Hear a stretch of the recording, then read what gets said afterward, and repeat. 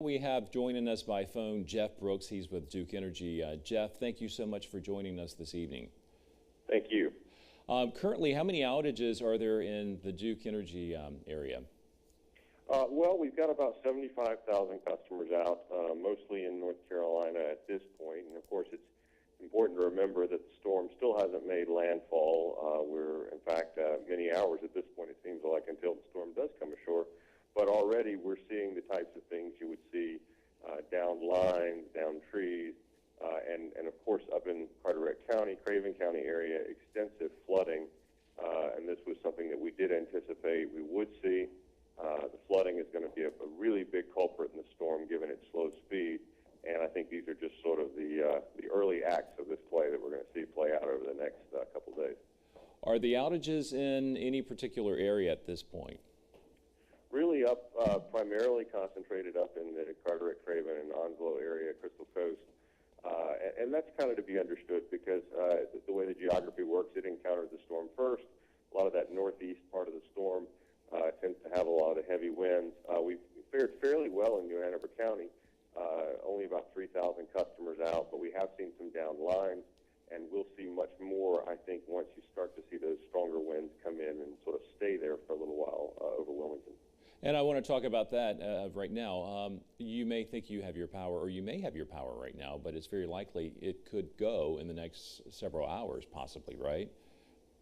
That's right. You know, and we've said all along, too, even if you're not directly in the storm's path, it's a very big storm, so it has a fairly wide diameter of damage. So, yeah, right now you may be good, and hopefully, you know, maybe we'll luck out. But I think that the reality is that we are going to see more outages as the storm comes in.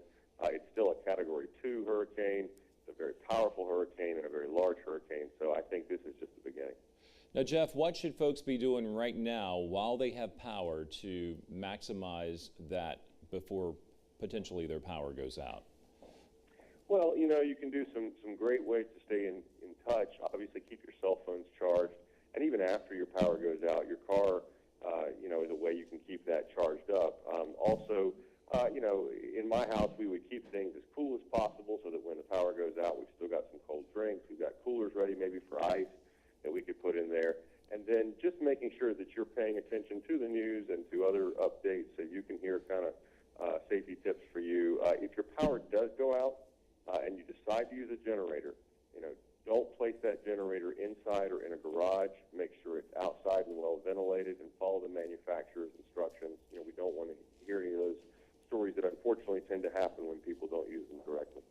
If your power goes out, should you unplug appliances in your home so that if the power does come back on, you don't have a surge, or what should you do? Yeah, you can definitely do that. One of the things we recommend is turning off lights and things that you know were on when the power went out. Maybe if you have sensitive equipment like a computer or other type of device, you can unplug it, and that just kind of helps when the power comes back on to minimize you know, any risks there. But also, you know, if your power does go out, we do want you to report that outage. It sort of seems obvious, you know, if your whole neighborhood's out, why do I need to call in? But we actually want to know from each customer so that as we're restoring, we make sure everybody gets restored. So you can call 1-800-POWER-ON and get that reported, or you can text the word OUT, O-U-T, to 57801. You can get updates on your outage, and if you have to change locations, it will even call you to let you know when the power's back on. Now, we've heard many stories about people, utility workers from other states that are just pretty much on standby in counties maybe as far away as Charlotte, just waiting for the call as to where they need to go. Tell me a little bit about the mobilization effort. How many utility workers from around the southeast, or the country for that matter, have been mobilized to assist with this effort? You know, this is a tremendous mobilization. It's the largest mobilization in the history of the company here in the Carolinas. More than 20,000 linemen and support teams are here or around the Carolinas. They've come in from as far away as Florida, Texas, the Midwest. And what we've done is we've got them staged in areas all around the path of the storm. And then once the storm passes and it's safe to work, we can compress those crews into the hardest hit areas, and they can get to work restoring power. The challenge here is that the storm is moving very, very slowly. I think last I looked, it's like just a few miles per hour. So it's going to be a while before it moves out. And so there are going to be down power lines. There's going to be other things that are out there that we're not able to work on safely until those winds come down and the storm moves out. But once it does, we'll be in there and get the job done. Logistically, this looks like it would be such a challenge to know where to stage those workers, because we've seen the storm track just shift a little bit in the last couple of days. So how do you maneuver and plan for that? You know, it's a challenge. We've had to adjust some of our staging site areas and compensate for the track changes that Florence has done, especially into South Carolina. But we try to put them in places that are central enough where they can move in different directions, but also in areas that are safe for them to be. I know, for example, crews that came up from Florida are staged in the Florence, South Carolina area so that they can quickly move into North Carolina where they can be of assistance. But you're right, it's a big challenge. And, you know, every time you move 1,000 people, you need a place for 1,000 people to sleep, a place for them to get food, for all the things that they need to do just while they're there before they even go into action. So it's a huge logistical process, but we've had a lot of experience at this over the years, unfortunately, here in the Carolinas with hurricanes. And, you know, our teams are really good at organizing and efficiently moving into the right places to get the job done. We've heard that power may be out for a few days or possibly weeks. What's your prediction? Do you even know at this point? You know, we're still looking right now, but I'll tell you, it doesn't look good already as we see some of these towns up, certainly in the flooded areas that we've seen. Those flooded areas tend to be the places where you see restorations taking more than a week. I know, for example, in Hurricane Matthew, we had some communities that took nearly a month because they were in flooded areas that we had to wait for the water to recede. I think given the delays that we'll have even getting started because of the pace of this storm, I think it's safe to say that, you know, we're looking at several days to a week in some of the best cases, and then multiple weeks potentially in the hardest hit areas.